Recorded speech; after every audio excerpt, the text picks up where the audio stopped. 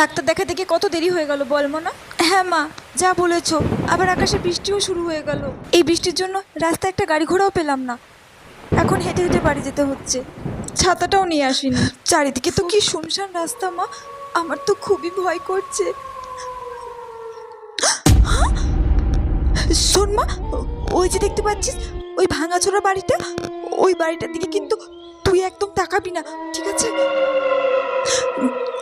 কেন মা, কি হবে তাকালে? আমি যা বলছি তাই কর, সোজা চল।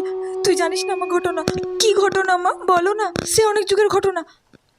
শোন তাহলে, ওই যে ভাঙাচোরা বাড়িটা, ওই বাড়িটাতে একজন ভদ্রলোক আর ভদ্র মহিলা বাস করতো। তারপরে একদিন ওর বরটা হঠাৎ কাজের জন্য দুদিন বাইরে গিয়েছিল।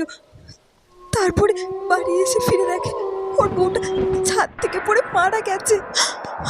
তারপর থেকে ওই বাড়িটার দিকে কেউ তাকায় না। আর ওখান